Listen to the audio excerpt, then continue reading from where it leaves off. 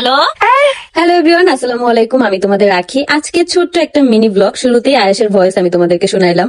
আয়েশ যখন বড় হবে আর ঠিক এইভাবেই হচ্ছে আমাদের ভিডিওতে আমি আর আয়েশ মিলেমিশে একসাথেই ভয়েস ওভার দিব। কয়েকদিন পরপরই আমি আয়েশকে নিয়ে ঘুরতে বের হই, কারণ এই জিনিসটা আমার কাছে অনেক বেশি ভালো লাগে। যেদিন আমি আয়েশকে নিয়ে বের হই সেই দিনই হচ্ছে আমার আম্মুকে নেই, আমার ছোট ভাইকে নেই, বলতে গেলে আমরা একদম ফুল ফ্যামিলি ঘুরতে যাই। তো আয়েশকে বাইরে নেওয়ার একটাই কারণ, আয়েশ যাতে বুঝতে পারে বাইরে যাতে ও খেলাধুলা করতে পারে, আসলে কি বাচ্চাদেরকে খেলতে দিতে হয়, বাচ্চাদেরকে ছেড়ে দিতে হয়। প্রতিবারের থেকে আজকের দিনটা আয়েশ অনেক বেশি উপভোগ করছে, কারণ আজকে দেখলাম যে ও বল খেলা বুঝে। এরপর থেকে যখন আমি আয়াসকে নিয়ে বাইরে যাব, অবশ্যই আমাদের সাথে করে খেলার বল নিয়ে যাব, যাতে করে আয়াস খেলতে পারে। এখানে আসার পরই দেখলাম যে অনেক বেশি গরম লাগতেছিল, যার কারণে একটু পরই আয়াসকে হচ্ছে গেঞ্জিটা খুলে দেই, যাতে করে ওর খেলতে একদম সুবিধা হয়। তো এই জায়গায় দেখতেছিলাম আয়াস ঘাস পাতা লতা পাতা সব উঠে উঠে আর কি মুখে দিতেছিল।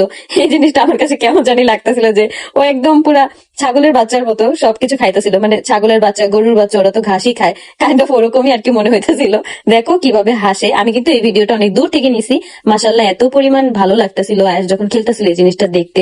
দেখলাম যে ও আরো বাচ্চাদের সাথে অনেক বেশি আর কি মিশে যাচ্ছিল, কারণ ও না বোঝে যে কার সাথে মিশতে হবে, একসাথে মিশে খেলতে হবে। এই যে দেখো আয়াস এখানে বল নিয়ে কিন্তু মানে খেলার ট্রাই করতেছিল। এখনো বুঝে না, আর একটু বড় হলে আর কি বল দিয়ে কিভাবে খেলতে হয় এগুলো বুঝতে পারবে। এই জন্য আর কি আমি তোমাদেরকে শুরুতেই বলছি যে এরপরে যখন বাইরে যাব অবশ্যই আমি আয়েশের জন্য বল নিয়ে যাব। এই বিস্কিটটা হচ্ছে আয়েশকে একটা আন্টি দিছে। আয়েশ তার আন্টির কাছে যায় হাত পাইটা দিছে যে বিস্কিট খাবে, তো তার আন্টি হচ্ছে আয়েশকে বিস্কিট দিয়ে দিছে। তো মাশাআল্লাহ বিস্কিটটা একদম পুরোটাই শেষ করছে। আর এরপরে আরেকটা বিস্কিট নিছিল, সেটা যে কই ফেলাইছে আল্লাহই জানে।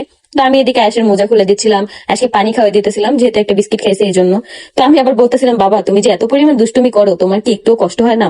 তো আমাকে বলতেছিল আম আম আম। আয়েশ সব থেকে বেশি কথা বলে যে আম্মু বলে। এই জিনিসটা আমার কাছে অনেক বেশি ভালো লাগে। ও কান্না করার সময়ও তখন বলে যে আম্মু আম্মু আম্মু, মানে কান্না করার সময় তখন আম্মু আম্মু বলে। অনেক আপুরাই আসো ঘরে বসে ইনকাম করতে চাও, তারা কিন্তু চাইলে অর্থের দিনলিপি পেজ থেকে 10,000 টাকা থেকে শুরু করে 1 লাখ টাকা পর্যন্ত ইনকাম করতে পারবা। অনেক আপুরাই হচ্ছে টাইপিং এর কাজটা নিয়ে থাকে। এখন কিন্তু টাইপিং এর কাজের সাথে আরো একটি নতুন কাজ এড হয়েছে, তোমরা চাইলে সেই কাজটিও করতে পারবা, যার জন্য তোমাদেরকে অর্থের দিনলিপি পেজে যোগাযোগ করতে হবে। এখান থেকে আপুদের অনেক অনেক রিভিউ দেখে তারপর তোমরা তোমাদের কাজ বুঝে নিতে পারবা। এই ভিডিওর কমেন্ট বক্সে কিন্তু আমি কুইন্স অফ গোপালগঞ্জ গ্রুপের লিঙ্কটা দিয়ে দিব, এখানে তোমরা জয়েন হয়ে তোমরা তোমাদের কাজ বুঝে নিতে পারবা। উদ্যোক্তা আপুরা কিন্তু চাইলে সেল কোড নিয়ে গ্রুপে সেল পোস্টও দিতে পারবে। বাসায় আসার পরই আমরা হচ্ছে একসাথে মোমো বানাইতেছিলাম। আয়াসও আমাদের সাথে সাহায্য করতেছিল। রুটি মেকারটা দিয়ে যে আয়াস কি করছে সেটা তোমরা হচ্ছে বড় ব্লগে দেখতে পারবা। দেখো আয়াস কত দুষ্টুমি করে, মাশাআল্লাহ।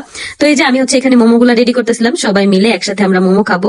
আজকে মনে হয় 1,000 টাকার মোমো বাসায় আমরা বানাইছি। আজকের দিনটা আলহামদুলিল্লাহ আমাদের অনেকটাই ভালো কাটছে। আমার ছেলের জন্য সবাই অনেক অনেক দোয়া করো। আমার ছেলেটা আস্তে আস্তে বড় হচ্ছে আর অনেক কিছু বুঝতে শিখতেছে। আর কারো কাছে যদি ভালো মোমো রেসিপি থাকে অবশ্যই কিন্তু কমেন্ট করে জানাতে ভুলবা না যে মুরগির মাংসের পুরটা তোমরা কিভাবে রেডি করো। এই জিনিসটা যদি কারো জানা থাকে অবশ্যই এই ভিডিওর কমেন্ট বক্সে জানিয়ে দিও।